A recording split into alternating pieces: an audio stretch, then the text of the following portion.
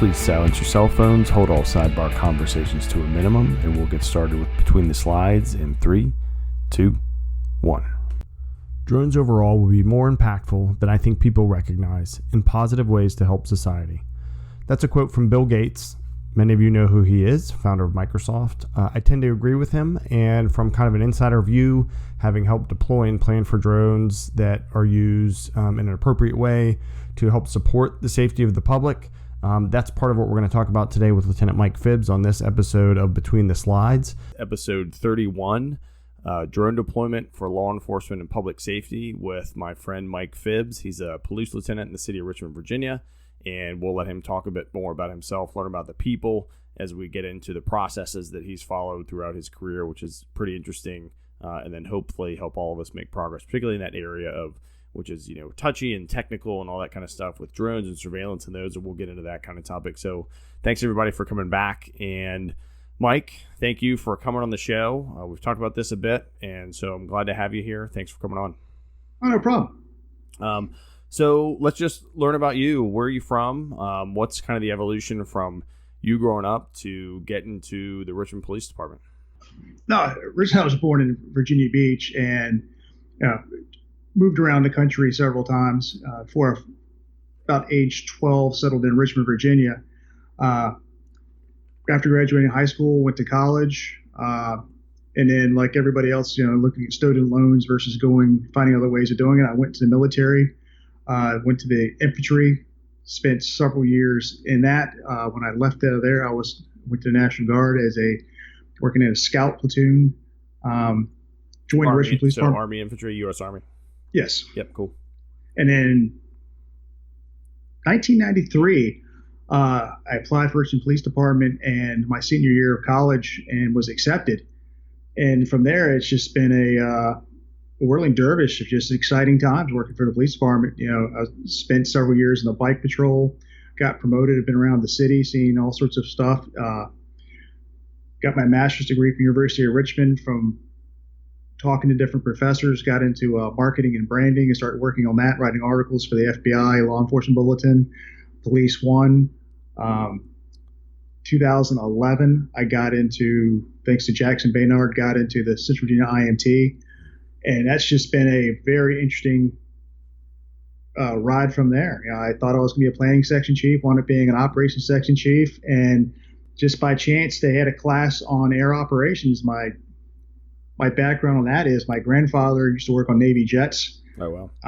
And then my dad used to fly on Navy jets. And I wanted to be a pilot in the Navy. But when I was growing up, realized that my vision wasn't to get me there. So I wound up just not going that route, but when I got a chance to do the aviation, I jumped right on it. And at that point in time, there really wasn't a whole lot of people in the class. They really thought they're going to have to cancel it. And now people are trying to get into that class. It's becoming a hot topic because air operations is becoming more important in the incident management world.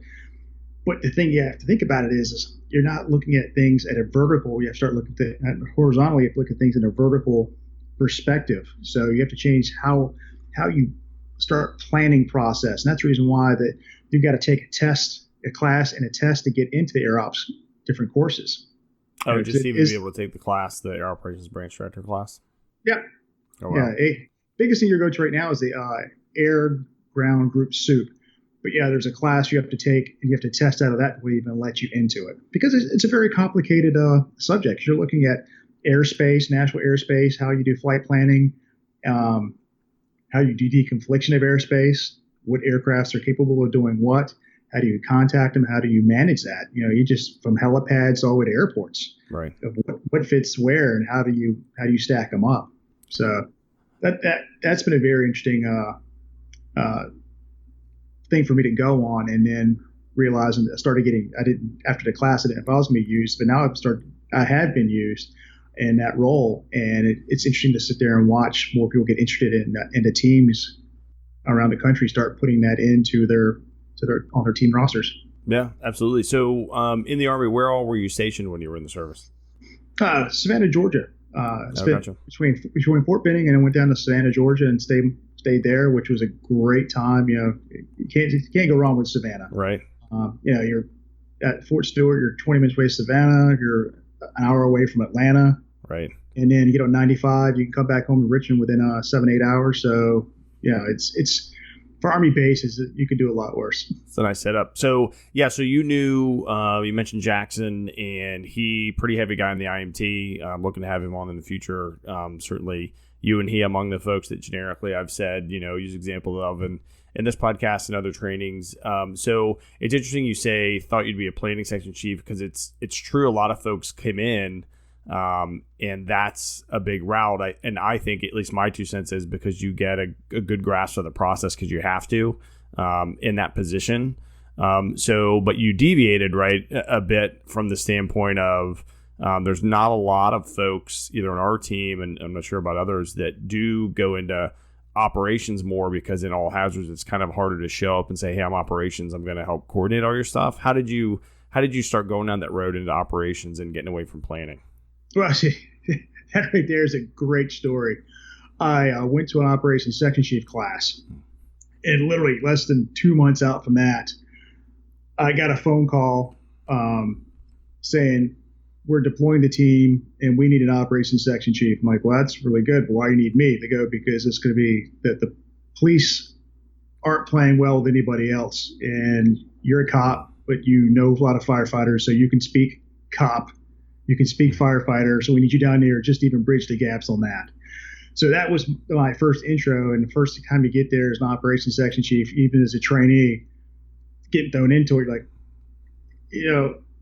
it's kind of scary. It's kind of overwhelming, because everybody wants to support the plan, but now they're looking at you to actually create the plan. Make it right. Yeah, and that's a great example of a time when it's not just your IMT credential, but what's your day job that can add more influence to a team that's going out the door. And I think in particular, it seems law enforcement has been an area that for sure we've leveraged that as well. So how did you find that when the team's like, hey, law enforcement brother, you're going to make peace with folks and help them understand kind of how we can help them. So how was that challenge for you? Well, my first deployment, I was trying to get over the insecurities of working in the operations. Now that's not the problem, but now when I get there, I actually spend quite a bit of time when I first get there finding somebody from law enforcement to talk to, especially when you get to the executive level, saying this is what incident management team does. We're not here to take over your department. We're here to help you out, and this is what we've done in the past. Because I've got deployments to Appomattox after the tornado. I was on the first team to go out there for that nighttime when it was just the 5 of us in the pitch black trying to do damage assessments, trying to figure out what happened there. And then when we took over, me and Gary Samuels wound up rotating out in and out of the operations section chief on that.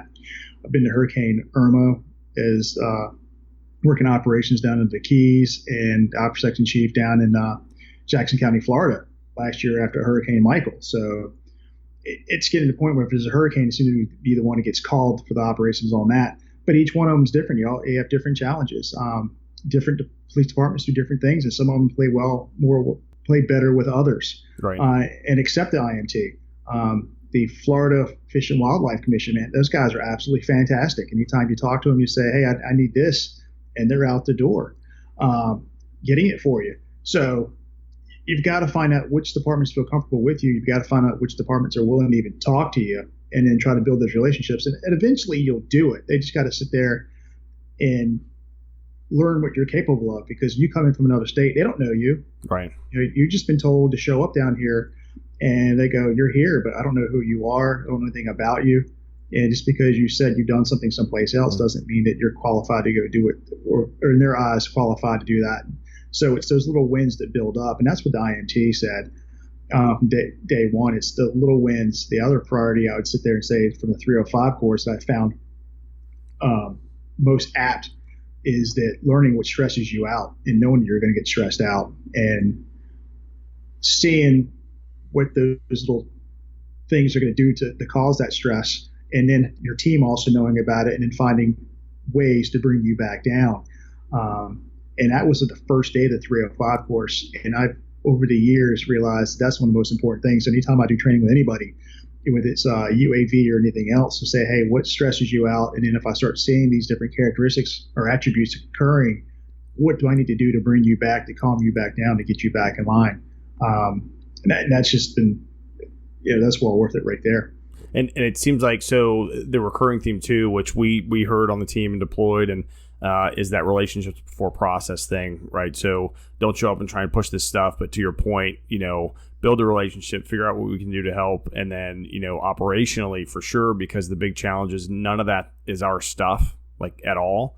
And there is a big ownership, and should be, from the folks that we go to help, because it is their stuff, and some of it's been messed up, and some of their folks are out, and it's their house and all that kind of stuff. So it's a huge challenge. I mean, planning is hard on its own, but being the one going out on the ground to actually get all that face time, even more face time, I think, with all those different folks, seems like a huge challenge as well, switching out there. And so when you go out there and start establishing those relationships, and we talked about kind of the resistance, and not to bust on law enforcement in episode 7 when we talked to Mike Snodder, kind of adopting. Have you, as you've done more deployments as an ops chief, and then being kind of the lead person, one as ops because you're qualified to do that on its own, but also being a law enforcement officer, have you found that it's changing over the years? Meaning, when you get there's more cohesion between the different disciplines as opposed to, kind of standoffishness between them? I think it really comes out where you go to. Okay. I've been to places where they look at you going, "You're a cop and you actually understand this and want to do it." Right. So that sometimes I feel like that, hey, you're on the other team. Like, no, I'm just on your team trying to help you get better.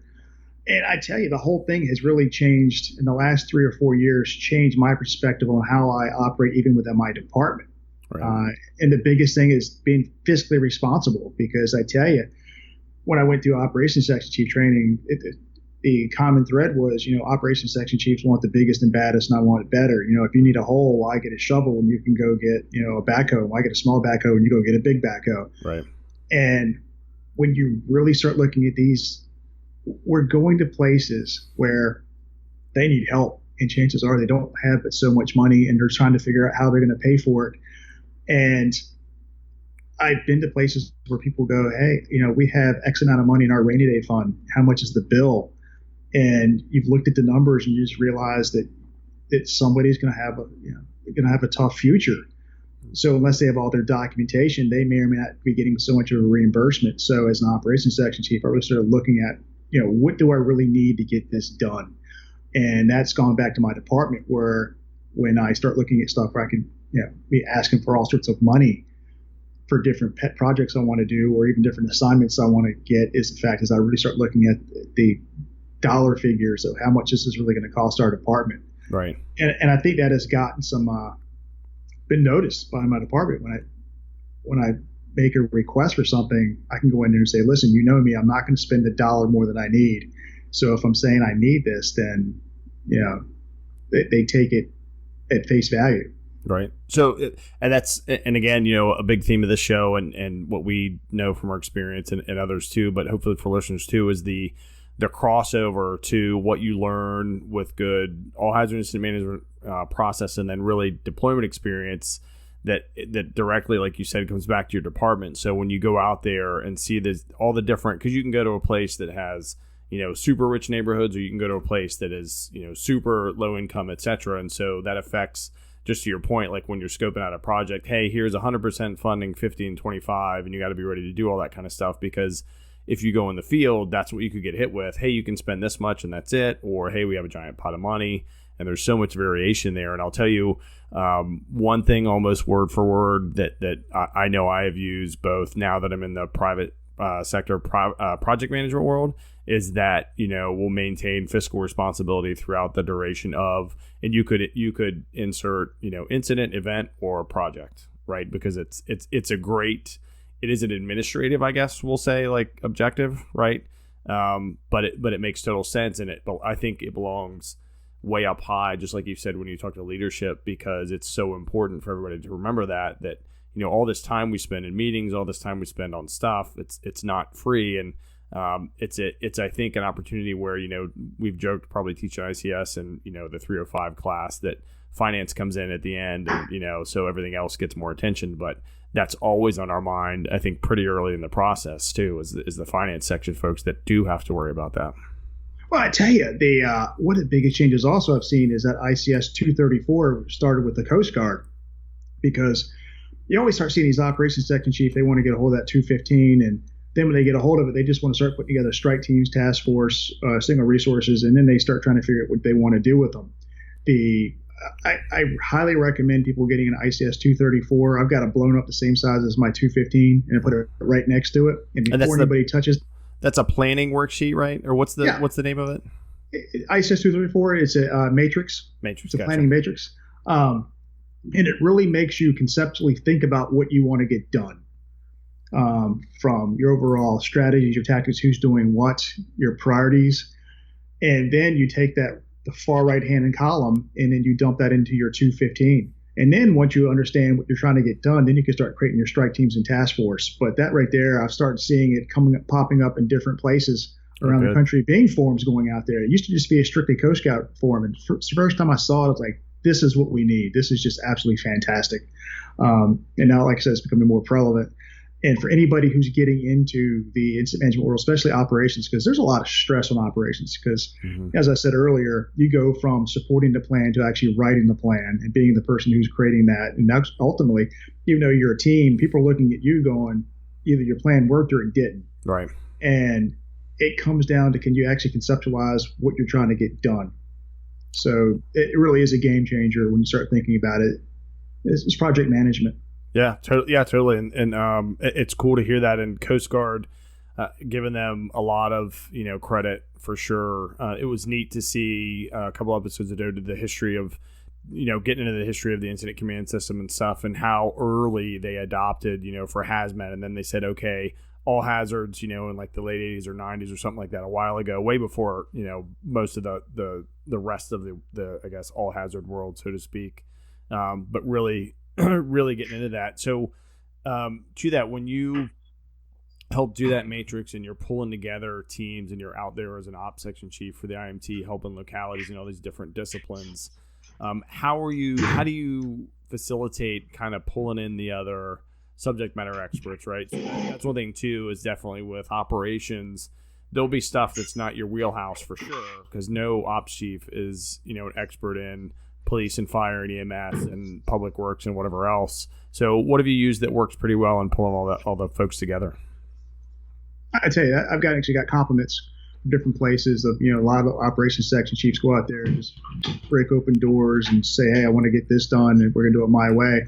I actually try to bring people in and build that consensus of how we're going to get stuff accomplished. And then I go and start finding people who have the expertise, because I don't know. When I was down in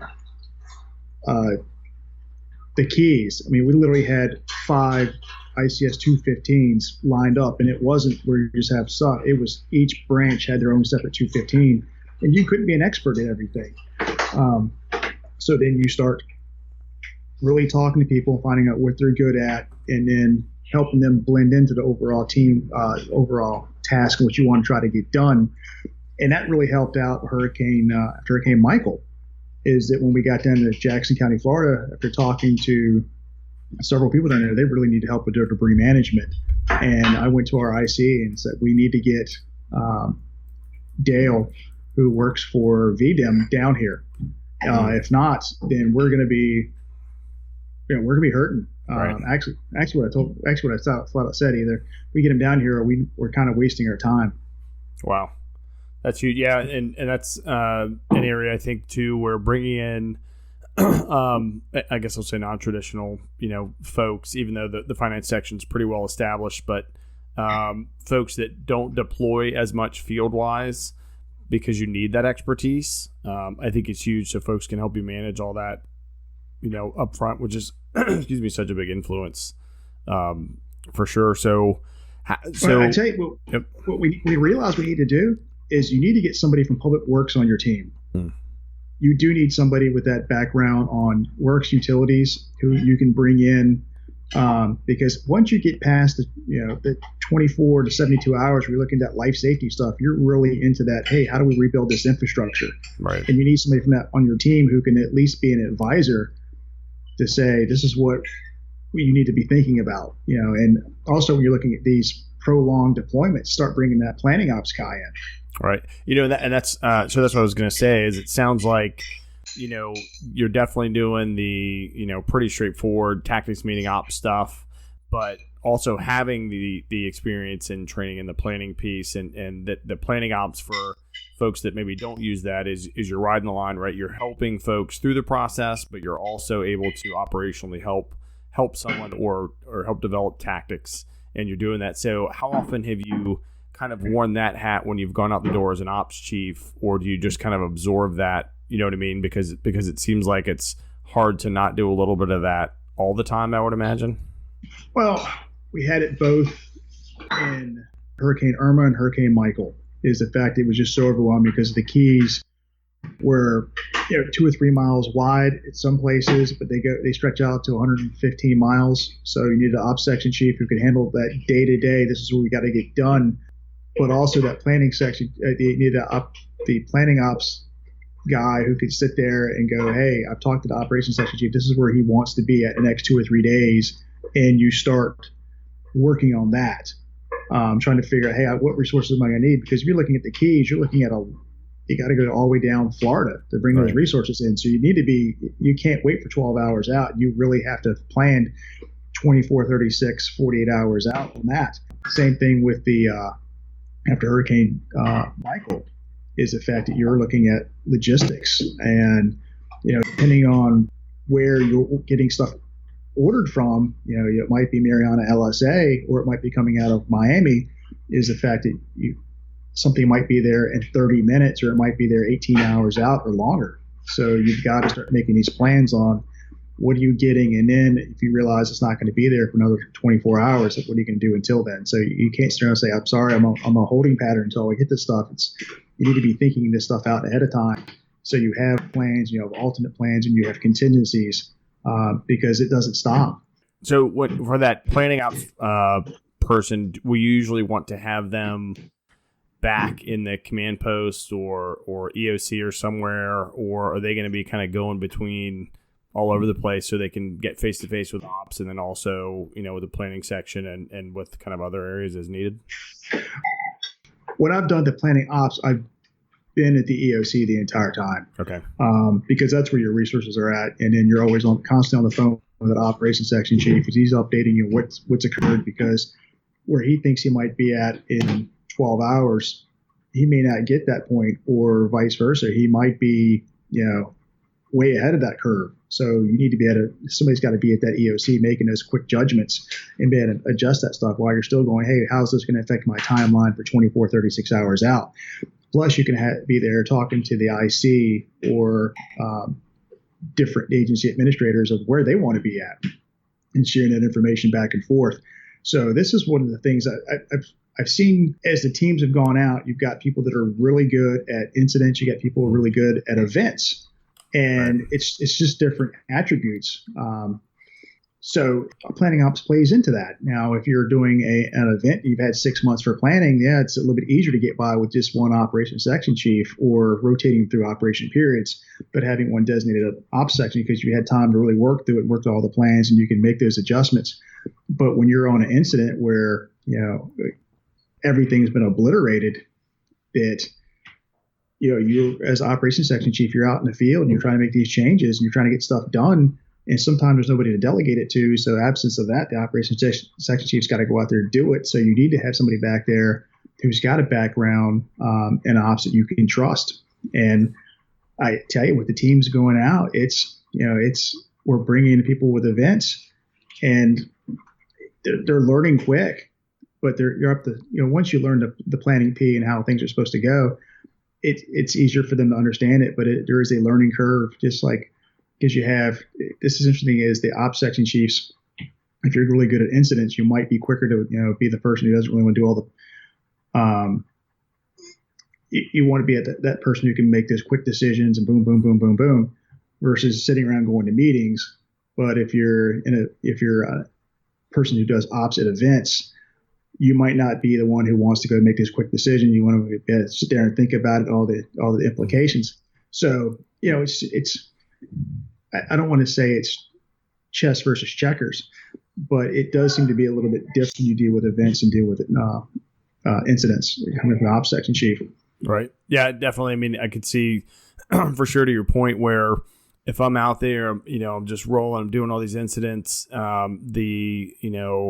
just say boredom, the less of a challenge, we'll say the comfort level or lack of kind of that, because folks want to be in operations largely, my impression, and, because they want to be out doing something, right? And whether it's an event or an incident, whereas, the incident, kind of like you said, you just described it perfectly, but the event piece also creates a sense of comfort, right? That doesn't lend itself well to incidents. And so I almost feel like there should be more. And in the task books, I think it's in there too. But I think what would be a good prep overall is, so I would say most reps for most all hazards teams are planned events, fortunately, because bad stuff doesn't happen all the time necessarily to the certain level where IMTs would go out. But that there is, or could be a developed, hey, this is how we're going to work the incident side of your operations section chief skill set is we're going to have scenarios like even before you deploy, right? And you can still judge it on, your actual work experience, because a lot of that plays in. I mean, if you're out on the streets every day, I mean, that you're pretty indoctrinated to an incident, right? But it is different, right? So you mentioned, and that's one thing too. So you mentioned using the same skill sets at work, but how does that differentiate, when you're working in the city versus now you're going out with a team and you're going out to kind of a different area, in how you approach, whether it's an incident locally or an incident kind of somewhere else?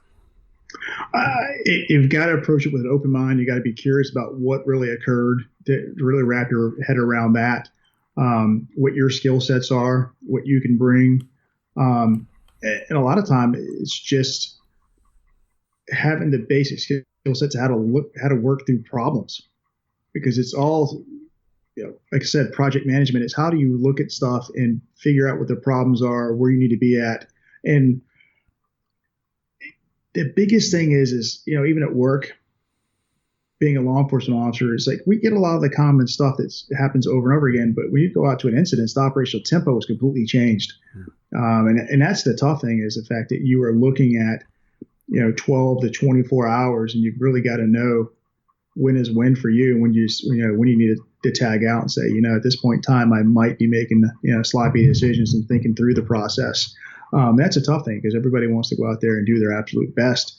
But when you need the call into help and say, hey, we need some more people, I need to switch out, I need to get a break, because of the fact that the operations, the tempo is different. You get events and you've got, week, 2 weeks, 2 months, 6 months, or a year to plan for an event. So you got time to work through the stuff. Now, the other challenge on that is when you're dealing with events, and you've seen it, that you've got a regular job to do. Right. So your job doesn't stop. Right. Just because you're working on an event. It's, oh, by the way, on top of your job, you have this event to work on. So it's a different kind of stress. So it's not that one is better than the other. It's not that one is tougher than the other. They both have challenges.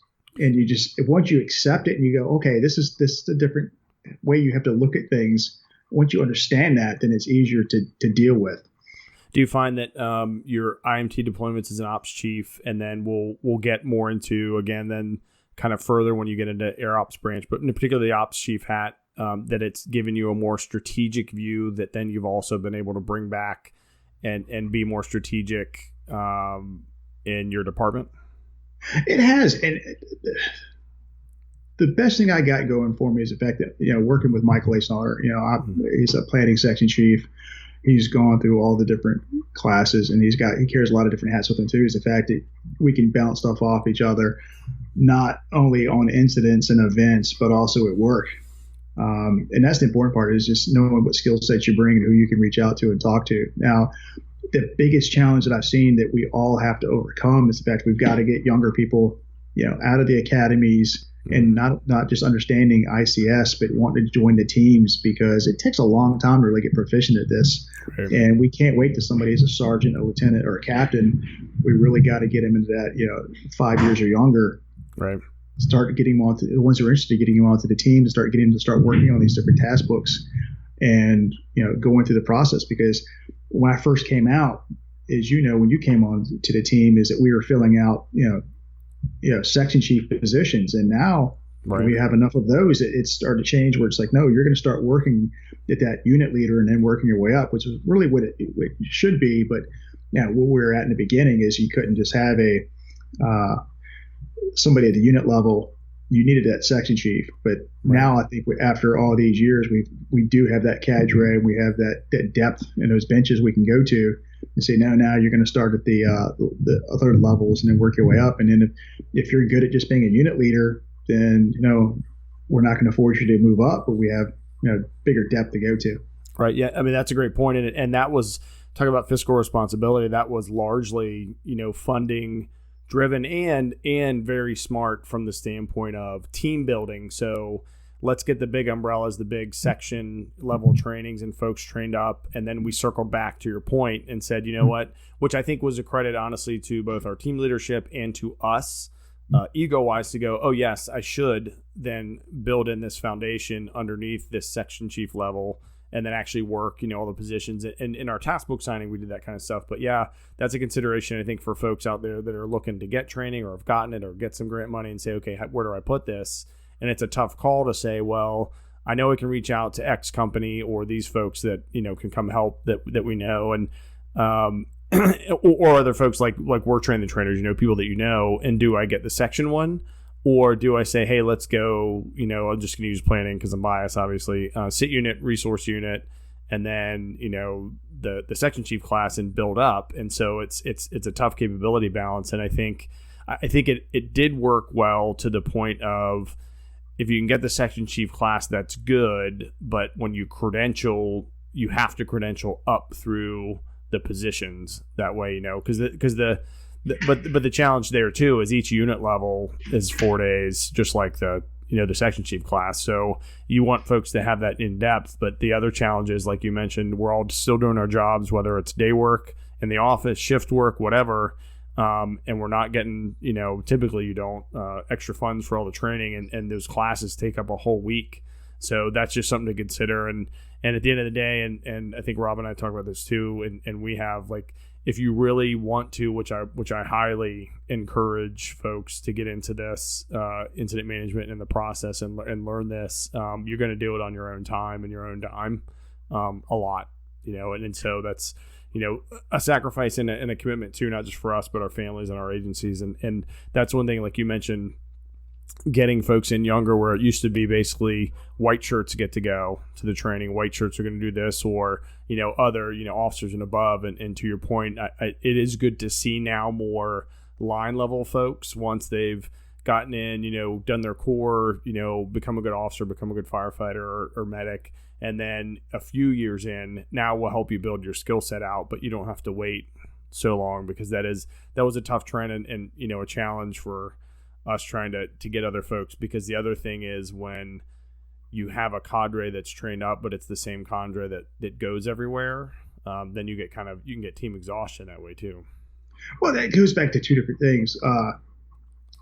One of which is, if you start sending people to the unit levels, how do they get certified? If you're waiting for an incident to occur so somebody can get signed off, they may be waiting for a while. So that's, so do you let them keep training up and going to that section chief? So it's a tough choice on those departments. And then another question is you hit it right on the head of, white shirts being in charge versus sitting people that are highly qualified, that are first and second level supervisors.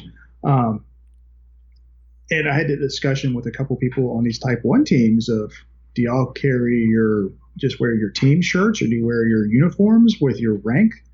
And it wound up being a very interesting discussion, because some people, you go to deployments, they may just want to talk to somebody who's at their level. Right. And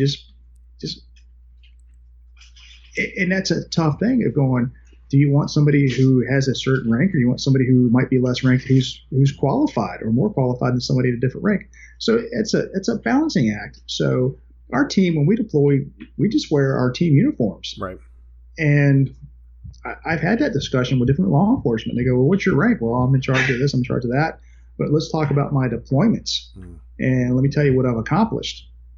So that's the important thing. Is once again, it goes back in those little wins. The fact that when you get there, you've got to have those conversations with those key stakeholders to talk about what y'all done in the past, so they start, at least being interested in what you can do for them versus going, I don't know who you are, and some state brought you in, and I don't want to give anything up to you.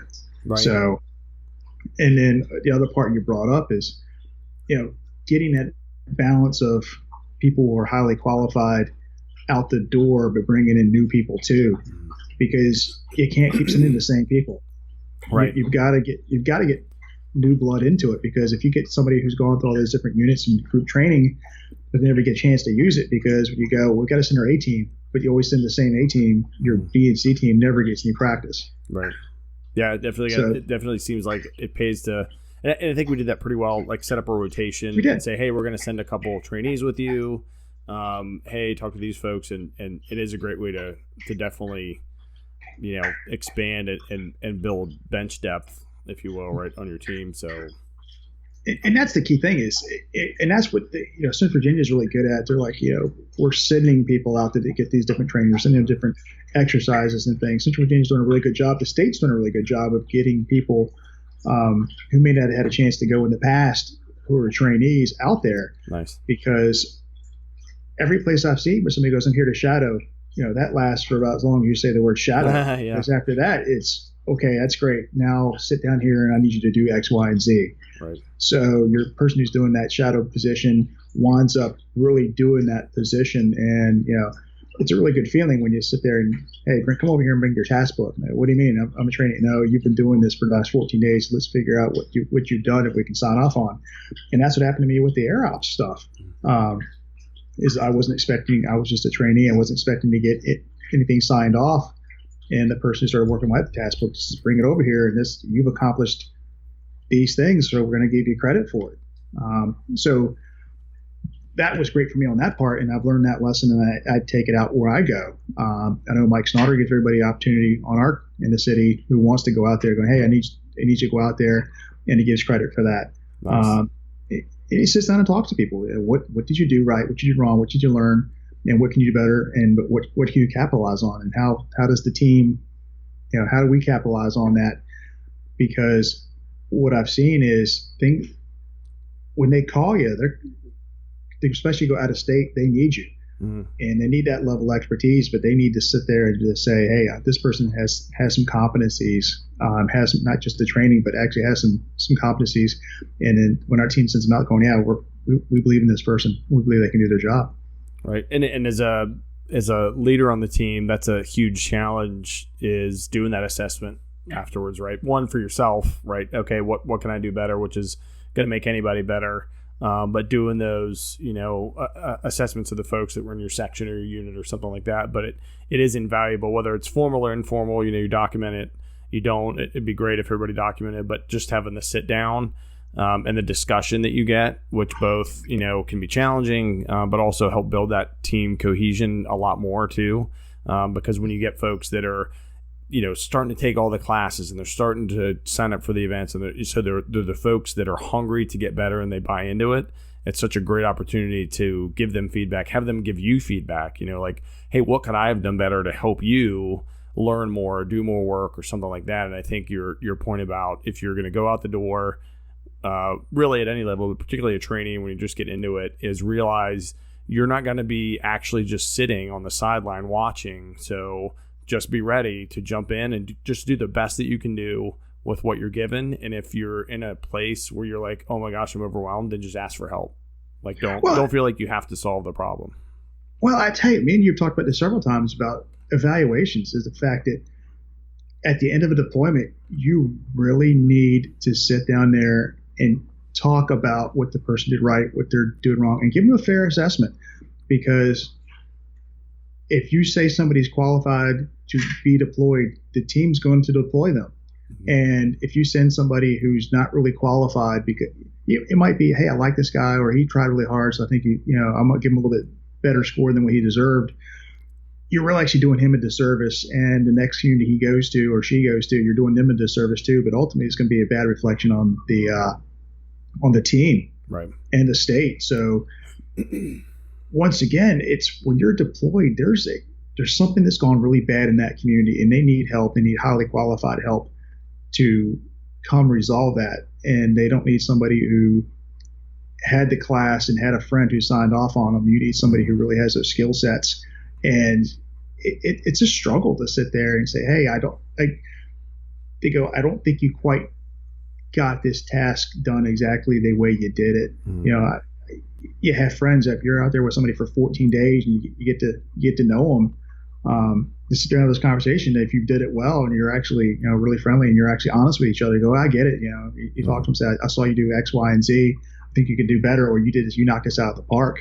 Then, you know, it really does help on going forward in the future. And ultimately, it's the fact is, it's not what we did in the last deployment. It's what we're doing on this deployment, or we're going to be on future deployments. Really is what separates us, the Central Virginia and the state IMT team, out from other places.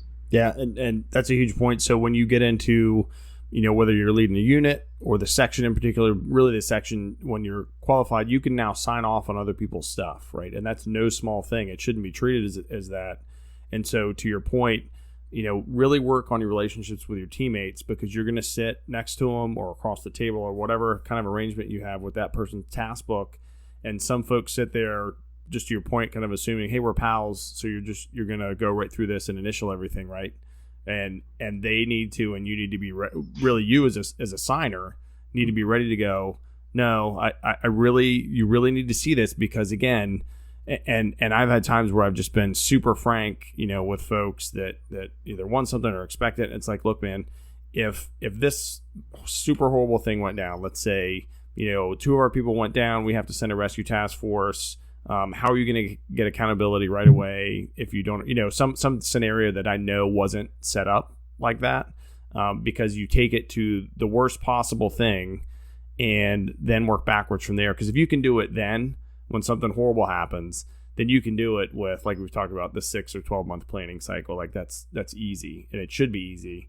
But don't get complacent in that one and think you're going to take that to the incident and then someone's just going to sign off on you. And so, you know, one thing I would say, if you know, folks listen, is if you're in a position to sign off, hold people accountable to what they should do, because again, down the road, like we've said a few times here, they're going to go somewhere and there's an expectation that they know how to do it, or they'll be in your backyard and there's an expectation, and now your signature's on that book, which is, again, you've signed saying this person's competent to do all these things where my signature is. And so that doesn't mean they're going to be perfect right out of the gate. Nobody is that's signed off. I mean, there's still room to, just because you're signed off doesn't mean like, oh, you don't have anything else to learn. That's silly. But I think it's a huge responsibility both to give signatures and then to manage your own expectations of signatures that you're going to ask for. I think you need to be honest when you do that. Well, yeah, that's the reason why I really like that NC Note app. Not that I've got any stake in it, but ever since I found out about that a couple of years ago, I've used it everywhere on anything, even if it's within the city or especially when on deployments. Is the fact is you don't have to worry about your 214 trying to figure out at the end of the day what you did that day. You just sit there and you type in, and you can take that going, you know, witnessed you do this right, witnessed you do this wrong, or what you could improve on. So it's all written right there. So you don't have to go back and go, I think I saw this. It's either here or it's not. What is the name of the app again? NC Notes. NC Notes. We'll put the link there. Yeah, it's a great app. Cool. And I highly recommend it. You know, it takes a little bit used to get reports out of it. It will generate reports for you in PDFs, and you can send those out as it comes into 214. Oh, nice. It's fantastic.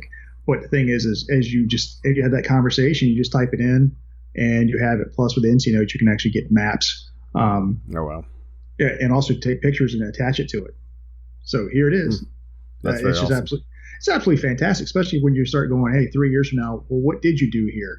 Here it is. Well, how do you know? Because I typed it in myself. These are my notes, and this is what I had conversations with. But once again, it comes back down to, as you said, you're not going to know everything.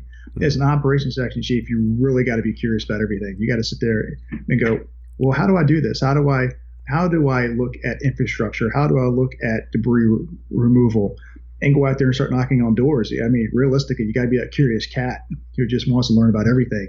Not you're ever going to be an expert, but you might get to know these experts and know where they're at So you can call people up, and I've done that before. I've literally been in other states and called up to different, another completely different state and say, hey, I've got a question. What can you recommend? And the fact is, it just got to know them and talk to them. And they go, if you never need something, give me a call. And when we talk about air ops, that happened not too long ago. York County, Virginia, those guys are experts. Chris Sadler is an absolute expert and known around the country in air operations. And we had a problem with one of our UAVs, and I sat there at 8:00 in the morning, gave him a call and said, hey, Chris, I got a railroad incident. This is what's going on, and I need some help. And can you figure this out? And he called up his team, and he called me back within 10 minutes. And like, this is a solution. And it's the fact that building those relationships over time really has made an impact on, how you operate in the field. That's awesome. And so let's hone in on that air operations branch director. So you mentioned, do you have to be ops qualified to go down that route first to become air operations branch director qualified, or can you go straight to that course? You can go straight to that. Okay. Yeah. Would you recommend that? That you go straight to that course? Mm-hmm. If you had, it really depends on as an operations section chief, I think you need to have at least an understanding what air operations does. Right. But in order to do air operations, you have to understand operations and how that works. And it really is, there's some similarities to it and there's differences to it. And there's some people just really don't want to be operations. They just want to do air ops stuff. So Gotcha. it really comes down to that individual person and what they like and how they look at things. Because, like I said, I told you earlier, air operations is not, you're just not looking horizontally. You have to look vertically too. And some people, it's a spatial thing. And some people are better at it than others. And some people just don't want to handle how to fix infrastructure. They don't want to worry about, deploying police lines or fire or medical stuff. They just want to be able to do air operations because that's their thing. Right. Yeah. So it sounds like you could specialize just like other positions. If you want to just work this one unit or this one position, great. You can do that, but have to have the broader understanding of everything that's happening. So your operations, then you're going to air operations branch director. You do the course, and you've gotten in recent years a lot heavier into drones specifically, right? Both in the planning for deployment of them, the certification, FAA Part 107.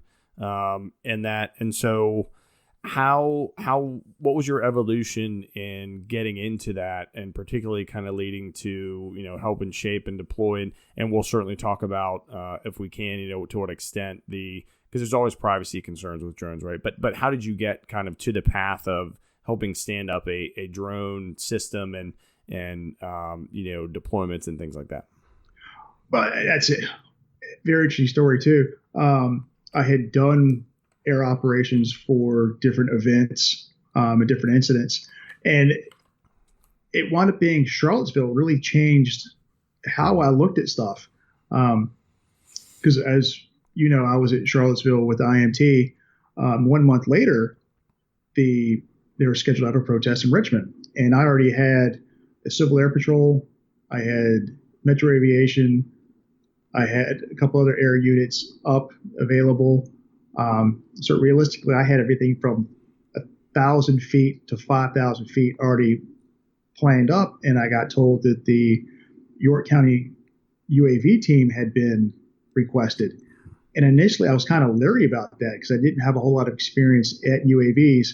And then I met up with Chris Sadler, and we really talked about it, and getting an understanding from him of what they could do, what they weren't going to do, how it was going to interfere with my plan that I had already worked weeks on.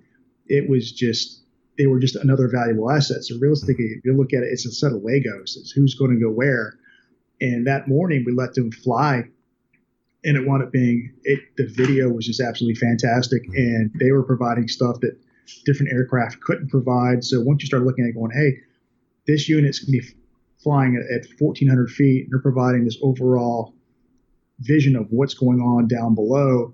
And then you have a UAV team that's 100 feet or below getting close-ups and realizing, wow, you could do a whole lot with this. That they both have different attributes that are fantastic. And once you start putting them together, it's amazing what you can do with them. And then from that, me and Mike Snauder went to training up in Piedmont on our own money. We went to get UAV, the classroom part and some flying time. And from that, we took our 107 license, and then we started building out a UAV team for Richmond Police Department. And what we really did is we thought about what we wanted this team to do, not just what the equipment was out there. We didn't want to go buy request, $10, $20, $30,000 of equipment and then try to figure out what we wanted to do. We really wanted to think about that plan. And Mike really was instrumental in keeping me on track. Going, this is how we want to put things together systematically. And then we thought we wanted the Phantom 4s initially. We really thought that was going to be the answer to our problems, and then realized that no, the Mavic was really going to fit for us because it had that zoom. Gotcha. So that really was, hey, you let the process drive the solution and not try to come up with a solution and try to find a process to work for it. So it's actually pretty interesting to sit there and watch that evolution and see how it's going to go. And then there's other departments I've talked to that they're buying 10 or more UAVs for their department. So you're going to have departments out there that patrolmen are going to be able to just, not in the state of Virginia, but other places are going to be able to sit there and go to calls and just take off their, fly the UAVs. So that's going to be an interesting part. And then as we talked earlier before off camera is that, what happens when you start having these, 15, 20 years from now, and you can sit there and have a crime in progress and you can just unleash a swarm. So that's going to be a very interesting to see how it evolves. And then one of the concerns we have is the battery lifetime. A lot of UAVs, you're looking at 30 minutes or less. You could go get the Matrice that's got, you're looking at 30 minutes or so. You've got the Mavic that's 30 minutes. The Phantom is eventually the battery's going to get better, so you can better keep them up even longer. So this can be very interesting. State of Virginia is restrictive on when we can use the UAVs. Right. They've gotten better a lot this year, but they really are concerned about privacy. But as I say, don't worry about the police as much as worry about your neighbor who just goes over to the local electronics store and picks up a UAV, has got no training whatsoever, doesn't know about the laws, may not even care about the laws. He just wants to go fly over stuff and take pictures. Mm-hmm. So that's a concern right there. And then one of the biggest challenges, it even seems the FAA is doing, is how do you, I don't want to say the word combat UAVs, but they're aircraft, they're in the sky. If they're flying someplace they shouldn't be flying, what do you do then? So that's a whole different discussion on that part of, what can you do? What should you do? What can't you do? And then if you have a UAV incursion into airspace, what do you do about it? And, that's a good point. So, the different tools for an operations branch director, largely talking about there's, helicopters, fixed wings, so planes that give you that big pie in the sky, big look. They can zoom in. They still have, all the FLIR and high-speed stuff on some of the helicopters and the planes, but that really up close, less intrusive, I guess, kind of will say, drone pick is good. And you touched on it too. So if I'm a civilian, I can just go get one and pop it up in the air, right? That has different connotations than if I'm a law enforcement officer or a 107 licensed person that said, yep, I will comply with this stuff. And particularly with law enforcement or public safety in general, deployment of them also is, public perception. So, and one thing that I've always said, and we did a drone deployment and or at least standby, for big event. And so knowing that folks drive through and under traffic cameras, like hundreds, if not thousands, depending on where you live, like all the time. But there's a huge concern that one drone with a small camera that public safety is going to use to get better access to a patient or watch this rowdy crowd that's causing trouble, or basically for the public good. There's still a huge surveillance concern, but there are rules, right? So you can't fly or shouldn't fly directly over people. Some deployments are dictated by, is it an emergency or not? And some of that is changing, I think, in the laws too, right? So it can be a more proactive tool. Is that accurate? It is. Well, you could do traffic assessments with it. You could do traffic investigations with them. You can do, like incident management world, now you can do damage assessments with them. So we still get back to the fact of what do you want to do with it? And we really thought about it. We're in the the world of creating videos for people. It's the fact is that they don't want to just hear that we have a drone up there. They want to see the video, what's coming from it. We want the downlinks, and Mike Snyder did a great job on that, researching how to get the fastest download link to it. And it happened to be that our emergency communications person actually had a solution to one of these problems that we had. So we can, the Richmond team can realistically, as something's occurring, do instant streaming down to computers who've got the logins to see what's going on. But what do you want to do with it? You could fly them into houses if you need to, and that's support of SWAT teams. You can do just overall overwatch for different units of what's going on. The new UAVs that are now becoming affordable even for the everyday person. Had like the Mavic Enterprise has got a FLIR system in it where you can sit there and have 7 different FLIR settings. It comes with it with their camera. You can put a spotlight on it. You can put speakers on it. So they're really becoming more versatile as time's going on. And like I said, 5 or 6 years from now, it's going to be completely different. Is FLIR forward-looking infrared? Mm-hmm, yes. Is that the acronym? Okay.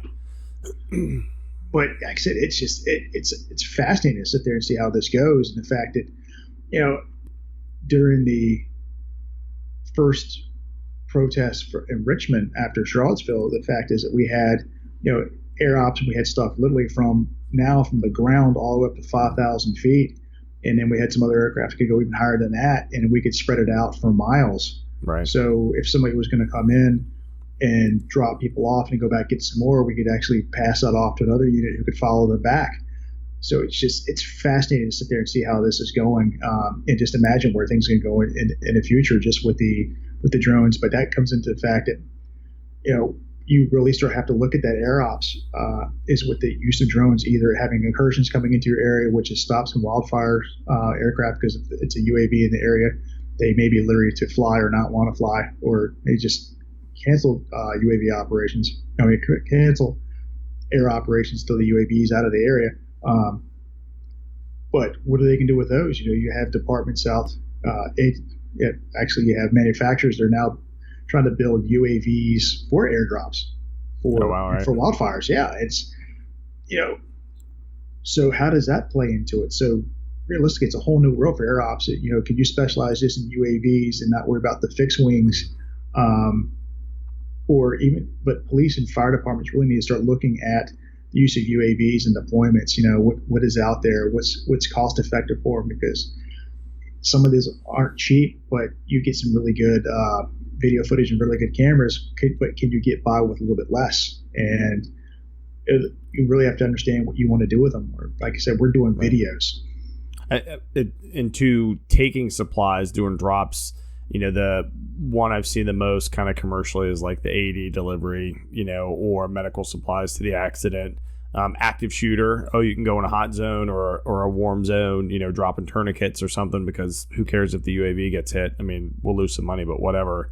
But yeah, the future of the applicability of taking something or going to pick something up and bring it back out of an area that you don't want to send a person in just seems pretty amazing to me, with these little things that are controlled by like video game devices in our phone. I mean, it's pretty awesome. Well, the thing is, you have to actually have to understand is, what is this UAV designed to do? Is it designed actually to lift anything up? What happens if you put too much weight on it? What's it going to do? Right. And then if you take off and you basically got a pendulum underneath it, if you go too fast and now that weight is swinging behind it, you've upset the center of gravity for the entire aircraft. And then what happens when you slow up and that pendulum starts going forward? What's that going to do?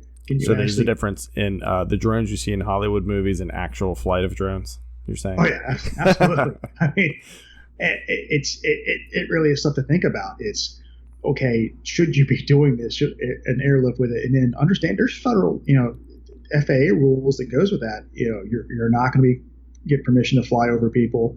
Should you even be doing that aircraft, the handling characteristics, and what are you doing? It's you really have to think about that before you start sling loading things underneath your aircraft, because then you can actually create more. You can endanger more people if you don't know what you're doing. Like I said, it's just pretty fascinating to sit there and look at that. Like I said, when you take off and you start going forward, going, hey, if you got some new pilots and who want to go fast, and if they try to sling load something, then all of a sudden they may learn some lessons the hard way when they slow up and that weight starts coming forward. So it's very interesting.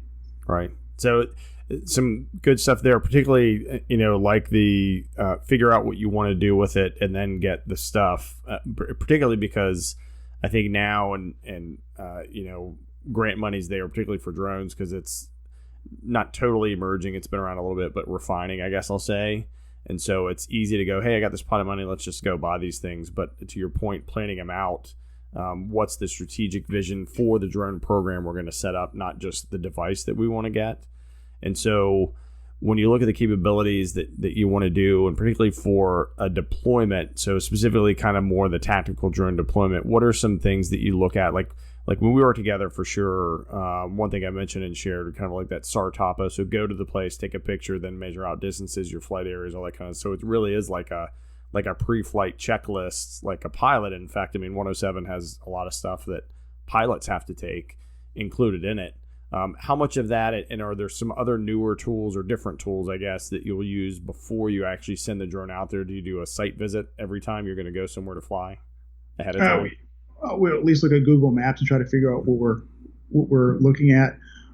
Vector Maps has a really neat tool where you can sit there and go from figure out your radiuses, your radials, and your distances from where you're flying, where you're at, and where you're flying to.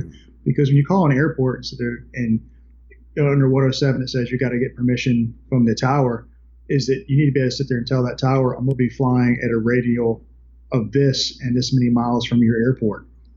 Right. So that's an important thing for them, is you could sit there and give them a street address and they have no idea what you're talking about. Right. But if you give them hey, we're going to be at 127 degrees, 3.5 miles away from your airport, then they have a good understanding where you're at, especially when you're saying, hey, we're going to be under maximum is 400 feet anyways, but we're going to be at 200 feet. So if they see something or somebody sees something, that they're aware of it. And then at nighttime, if you get a night under your COA, if you get it where you can fly at nighttime, you're required to have LEDs.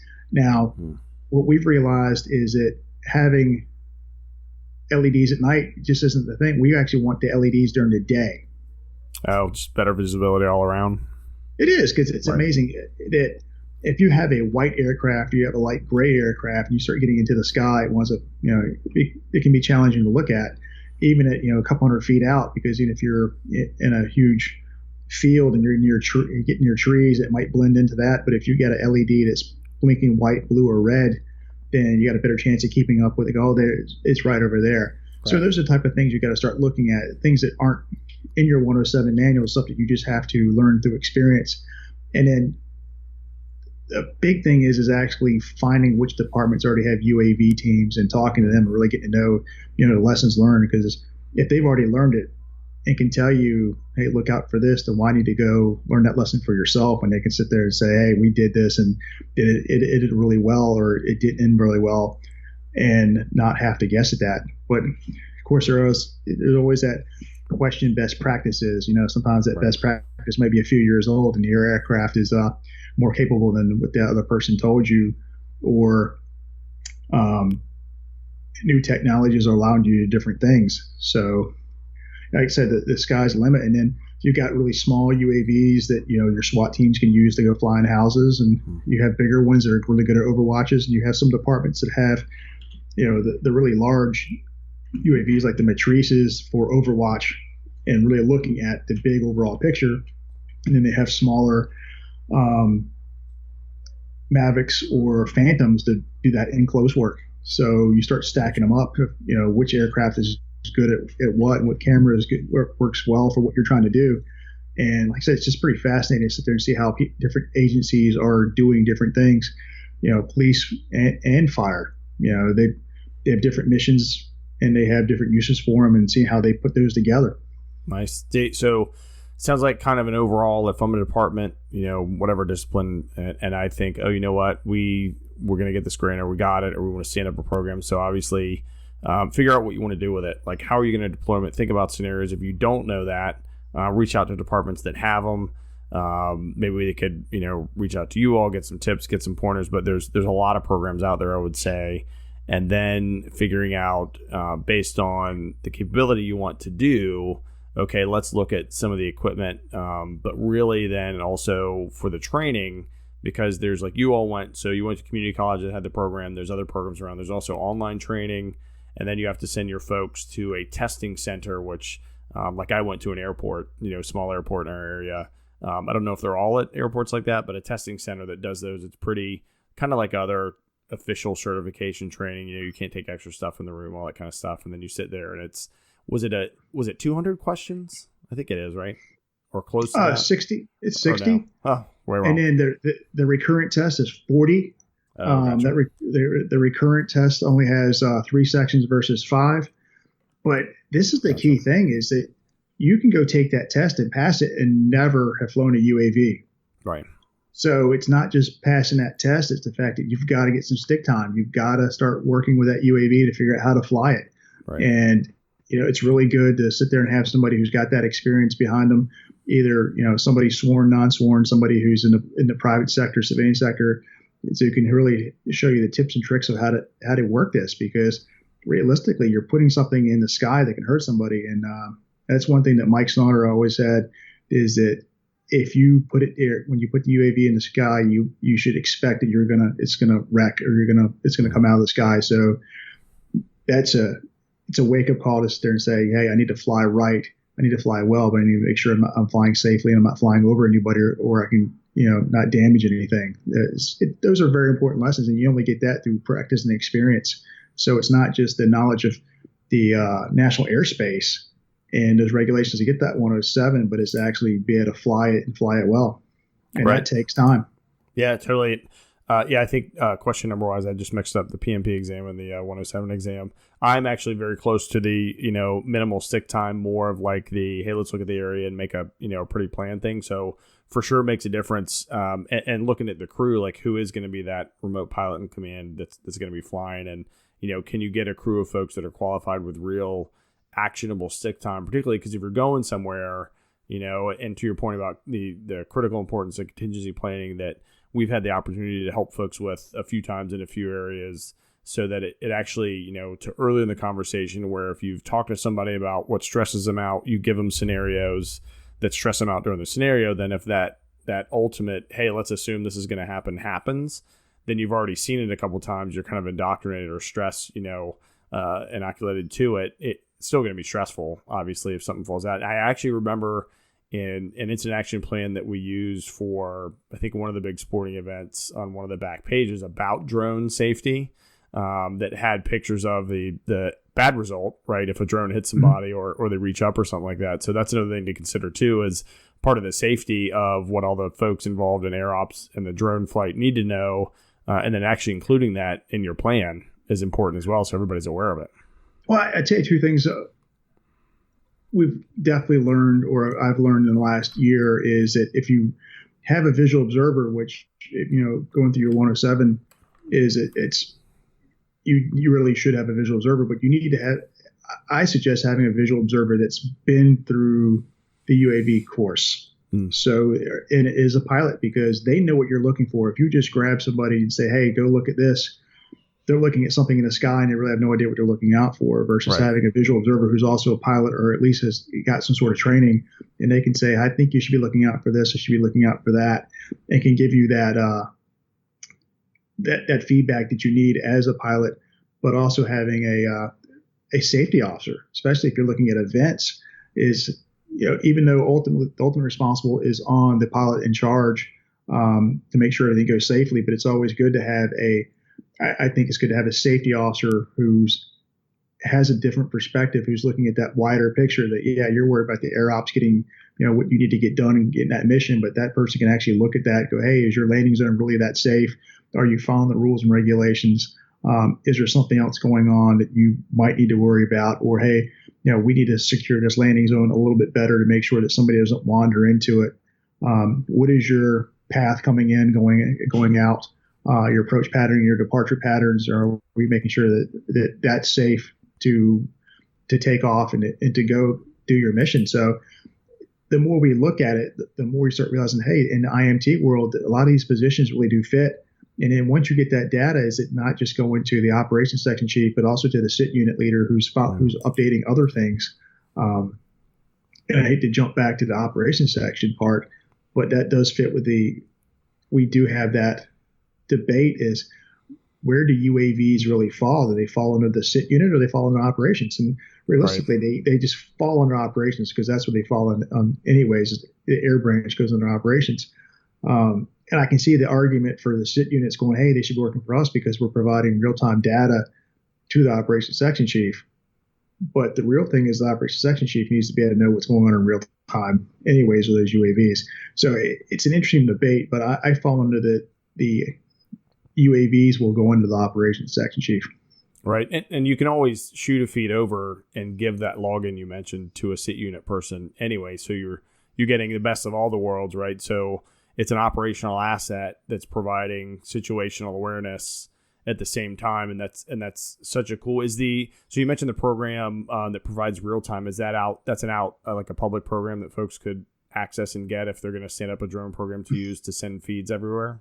There's different things you can look at. You can look at TeamViewer that has just a regular account versus having a commercial account. Of course, if you're a government agency, you need to get that commercial account. But there's different things. Some of the products people were using before, like YouTube, we found out just on our own behalf and then through other departments, there can be a time delay. And any platform you use, if you have a time delay of 10 seconds to a minute, that it can really change your perspective, especially if you're doing an operation. Right. And the person on the other end of it is looking at this video going, hey, I need you to do this. And they're like, wait for it. And they wait for what? Just wait for it. Yeah. And 20 seconds later, you see the thing crash. Right. But it's finding those platforms that work for you, that can give you that instantaneous feedback of what's going on with those aircrafts. And I know there's several different programs out there that people are looking at and testing out that seem to be working. You just have to do your own research. Plus, it comes down to what's it going to? Is it going to PCs or going to Macs, or how do you deliver it? And then what is your agency? What's their comfort level, and what do they need? And that's really when you start going into that. Looking at those specialty techs that can sit there and do the computer services people who go, hey, I would do this, I would do that. So you can let them do a lot of that research on and go, hey, what do you think is going to work on this? And a lot of people are really into it. They may not want to fly, but they want to support your programs. So that's if they're willing to do that research, that's for them to tap into it. So you mentioned having those expertise, and that's one thing we've done too, is had an IT section for big events and things like that to basically consult the whole team and all that. The other thing that made me think about that is I assume that, and I know the dangers of that, but that legal is pretty heavily involved in the setup of a program, the deployment, all that kind of stuff, as far as, we mentioned surveillance and things like that. For someone standing up a program, should they be pretty tied in with their legal folks to help advise on what's going on? And the thing is, this is kind of new, so it's almost a specialty legal area, isn't it? Yeah, there's lawyers out there that specialize just in air operations. Wow. And you go online and you have people that sit there and say they can fill out your COA, they can fill out waivers, of course for a fee. But if you're going to create an air operations, especially UAVs for any department, you've got to be talking to your lawyers. You got to have them on board with what you're flying, why you're flying it, and have them to be able to sit there and say, I will accept you flying during these circumstances, but not under these circumstances. So you don't want to sit there and be talking to your lawyer after something's occurred to say, oh, this is what we did, and find out that they're not going to, that you shouldn't have been flying. So it's another partnership, right. And then it's another question. Do you want your lawyer to be a UAV pilot on your team, or do you want them to be separated, or do you want them to have knowledge of how to fly it and what you're looking at as a pilot, and then apply it to the law? So that's another thing that you've got to look at it from your organizational standpoint of, you need to have your lawyer involved, but how close do you want them in there? Because do they want it being objective, not being objective, and being able to do some risk for you, or you want that person to be able to stand up going, hey, I understand what you're doing, I understand why you're doing it, but no. Gotcha. And once again, it comes back into that kind of like we were talking about earlier, the evaluation thing. You need somebody to be able to have that crucial conversation of saying, this is what I'm seeing, and this is what I can support, and this is what I can't support, and this is the rules of engagement. I hate to say it that way. This is what this is what I'll accept. Right. For you to fly, and this is what I'm not going to accept. Right. Yeah, that makes sense. So, help set up the program. It's going. Consider all those things, legal, what you want it to do, equipment, all that kind of stuff. So another program that you were key involved in to kind of jump into was the Metro Richmond Public Safety Leadership Academy, right? And so if we get when the YouTube channel up, we'll see this kind of video of it.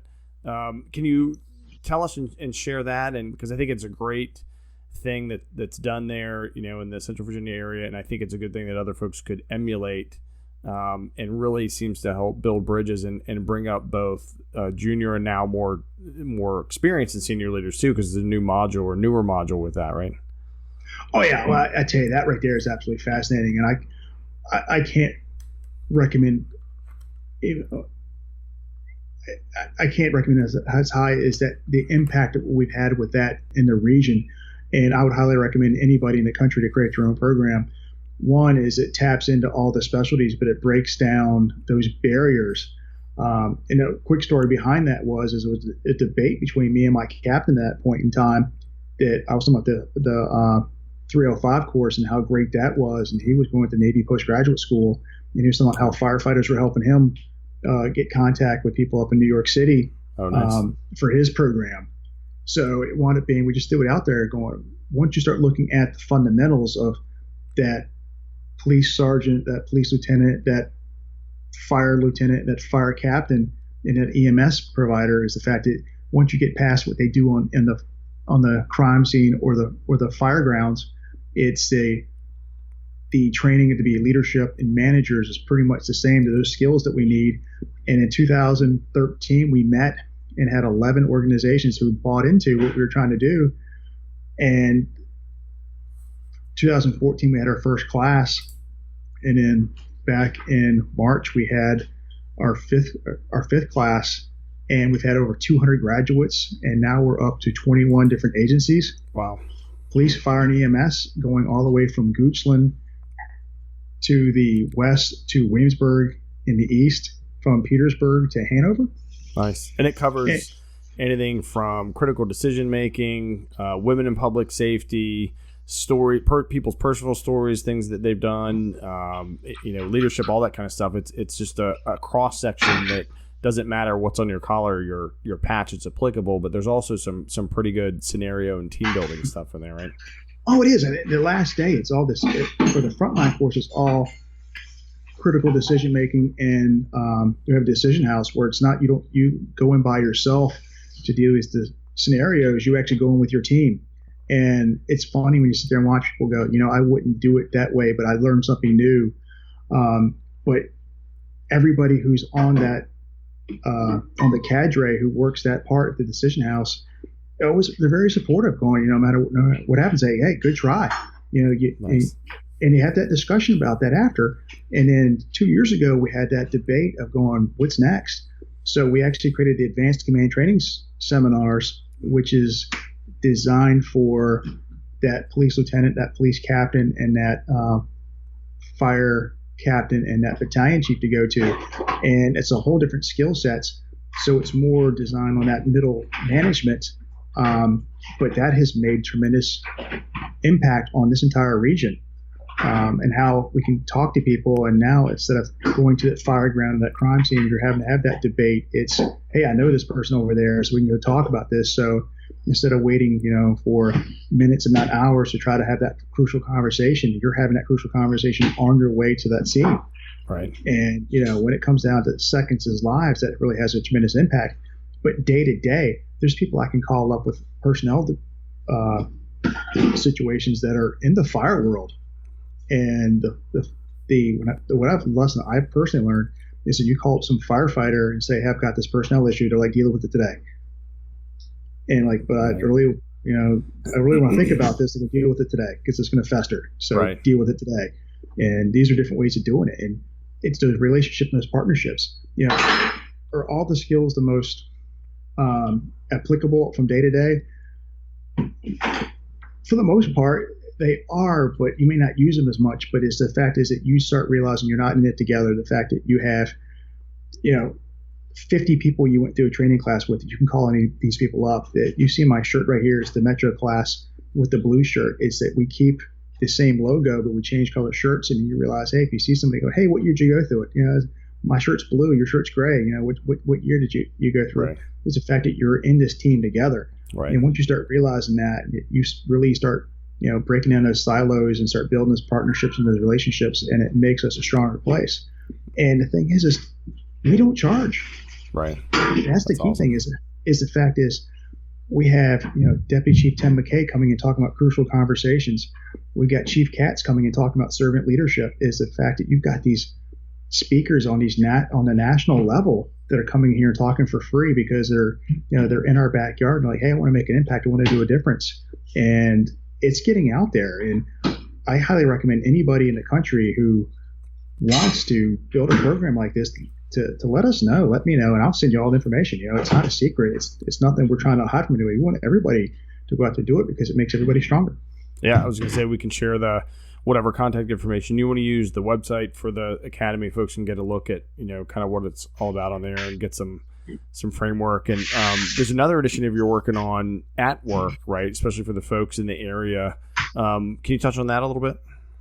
We're starting to build out a podcast. We've got the initial, after talking to you, got the ideas on how to do it and doing that research and seeing how that would work for us. And seeing we haven't got to the implementation phase. We're still on that, the initial concept of figuring out, is this really going to work?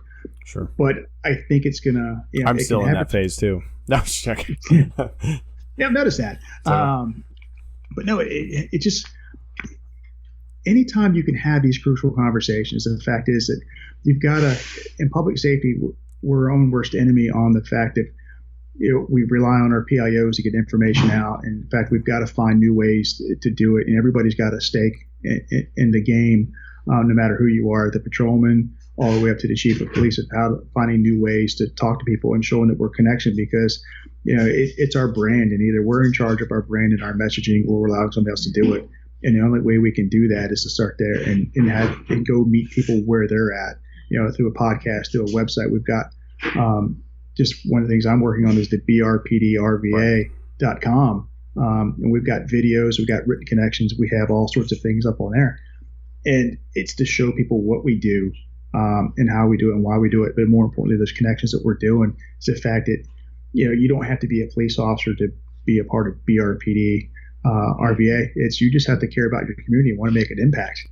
If it's, looking out for your neighbor, looking, anything that you're doing to improve your community, you're part of the bigger problem because we're not just fighting crime anymore. We're trying to improve people's lives because once you do that, you reduce the risk of somebody who wanting to go into crime or accepting that. You're making that impact in their life for the future. Nice. Yeah. So check out, what is it? BRPDRVA.com? BERPDRVA.com. Gotcha. Cool. Yeah. Check it out. So good stuff there. Talking to the community. I mean, the RPD does that every day, but a real chance, it seems like, for the community to reach out to you all, to be more involved, message, have conversations. Pretty awesome opportunities there for folks listening that are trying to get some cohesion between all the different disciplines, public safety focus in this instance, for some kind of leadership academy. And again, this is lined through kind of lieutenant, so to speak, was the initial, and then captains and above for kind of the advanced. But, whatever split out, definitely reach out to Mike and we'll post the links up there. It makes a huge difference. And people get some really good scenarios with role players playing the difficult worker who just wants to come in when they want to come in, and a whole bunch of other scenarios. So there's some cool templates I'm sure Mike can share with you as far as those conversations and things. So highly encourage that. Drone programs, figure out what you want to do before you go spend a lot of money, what you can do, get the training, There's tons of training there, and look at other organizations or programs around you as well. Is there any other programs or any other initiatives kind of you want to share, Mike? Well, I tell you, back to the Metro Region Public Sector Leadership Academy, it really is a team effort. I tell you, we have people from all the different agencies that really come to these meetings and spend a lot of their time. It's not just police driven or fire driven. It's the fact is everybody is just determined on creating a fantastic school. And, it's something that doesn't stop. I mean, you have conversations year round going, hey, what about this instructor? What about that instructor? And how do we do this? Where are we going to do it at? Because we rotate it every year from jurisdiction to jurisdiction, because we don't want to just have it look like, well, it's just my organization who's hosting it. So we rotate it around, but it really is a team effort. And it does strengthen those bonds from everybody where you're having those conversations. You can reach out to somebody from police, fire, and EMS and say, hey, I've got this issue. How we recommend, or they'll point you in other directions. Say, hey, I know that I have a friend who works at this agency right here. You might want to talk to them that. So realistically, we're just making great strides on making this a more efficient and effective. We're making a public safety team is what we're doing. And so 1, 2, thank you. I had an opportunity to talk about the Gettysburg leadership. I did episode 10 of this on that. If there's folks that think they have something to contribute that want to, teach or something like that, should they also get in touch with you that want to contribute to the development of leaders, in the academy? And then to your point, kind of, because typically like committees and teams will get together each year that kind of rotate, right? People stepping up to take over, kind of running it each year. So it's not like you're not even running it now. It's more the folks that do it run it themselves. We rotate operations section chiefs. I mean, okay. For the first few years, I was just absolutely hands-on, and now I'm more of the agency administrator working for my department. But I'm still pretty involved. I go to all the meetings, and the toughest thing is to sit there and say, hey, I may have created the first co-created the idea, and then work with the first group of 11 to build this. But it has to evolve, and it ultimately comes back to the IMT concept of you've got to let other people run it. You got to let people stretch their wings. And we do use that. We learned that from the Virginia Fire Officers Academy of just rotating people through those positions. And, you got to let them say, hey, I think we're going to try this, and, step back and not just go as much as a few times I wanted to sit there and micromanage, say, no, it's up to them. It's a learning experience. Let them do this. Or say, no, you can't change this. Why? Because I created that part of that program. Like, right. Just sit there and say, yeah, this year it's going to go away. And it's tough to sit there and to see a section that you've had for the last 3 or 4 years go. But, ultimately it's you watch it evolve to the needs of the community, the needs of those officers. And, it's really fascinating to sit there and watch that. But like I said, the key thing is whenever you have 21 different departments all volunteering something, somebody's going, hey, you can use my training area. I'll throw in snacks. I'll throw in notebooks. Then I'm going to say I'll buy pens. Everybody's got skin in the game. And it goes from people that were maybe initially sent to the program, not want to know what was going on, to people going, some agencies have a waiting list to sit there and say, hey, I want to go to this. And like I said, the newest thing is the advanced command training, is that you're learning a lot about that mid-level management, having to work through people. And it's a whole different skill set of just being that first-line supervisor where you're hands-on. It's kind of like being the ops section chief or working the IMT where you're having to give out orders and work through people to get things done. And, you can't go out there and go hands-on. You've got to trust people to do their job. And that's what you're trying to talk to people at the advanced command is, how do you create that mission, vision, and values, and have people believe in you that you're doing the right thing and going out there and doing the right stuff and doing what they need to be doing. So it's a pretty fascinating thing, and I really want to see how that's going to evolve and grow, because the first advanced command training was 3 weeks, but it was 3 days, and now it's still going to be 3 weeks, but it's broken up over let people go do their normal jobs and you come back, but it's now 4 days per week. Oh wow! And it could easily go. I mean, we could take that a lot longer, but it's how do we get the most bang for our buck but we still have some of the best instructors on the East Coast coming. That's awesome. To talk about it. And it's just absolutely fantastic. Sit there and watch that. And people that or in these classes walk up to say, Mike, I was in a class in 2016, man, this was great. What can do again? And everybody's invited to help. Good. Just because you graduated doesn't mean that you're out the door. You're Right. still invited to come in and be a role player, be an evaluator. If you have a class that you want to do that, if we get it to the committee to looks at that, and if they think that's worth it, then we give you a shot at it. That's So cool.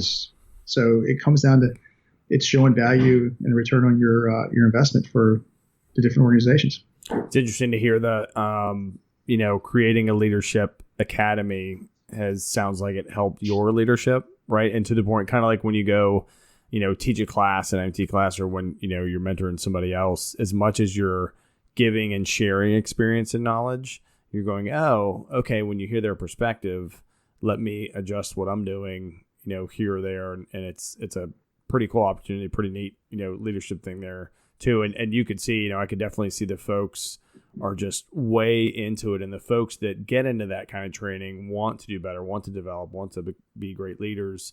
And a lot of it seems like, word of mouth of them just, it going through each department and saying, how great of a program it is. And then it's just kept going, which is just, speaks a lot for the work that you've done and everybody else involved with it. So congratulations. That's pretty awesome.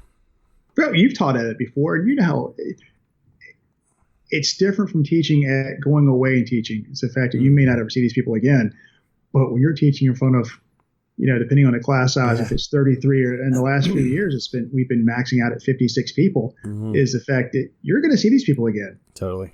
So it adds that little, you want to be dialed in, and you want to make sure you have you've practiced it and you're flawless, because it's not a show. It's, you want to give value to the information you're putting out there, but if there's something wrong, somebody can call you out on it, and you're going to see them at a later date. So it adds a little bit of stress to make sure that you and the pressure, but it's good pressure because your subject inside and out. Yeah, that's a good point, because when you're up there with that many folks looking at you going, okay, and it depends, did you get before lunch or after lunch is a huge factor as well. But when you're sitting there talking, it's like, typically the folks in that room are not shy, right? So to your point, you're going to get feedback, whether sometimes you want it or not, which is great. You should always get it. But it is a great opportunity too, as a leader or instructor or just somebody in public speaking to read the room. How's my pace? What's going on here? Are those folks? Should I engage them? Those kind of things. So that was a cool opportunity too, to be part of that. But and there's people I would not want to follow. Tim McKay from Chesterfield County. He sat there I watched him do a 4-hour class on program management. That was absolutely fantastic. That's awesome. And I was taking notes, and I still use those notes from his class on that.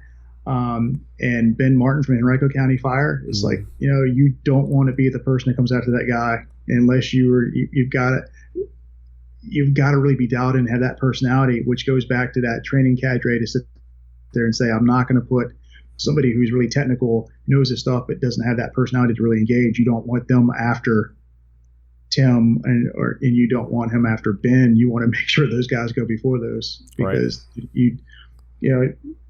and it's just knowing the people. And that, once again, if you're getting local instructors who are really good, their strengths and their weaknesses, and you build that curriculum around that. Right on. Well, Mike, thank you very much. We're at 1 hour and 33 minutes, man.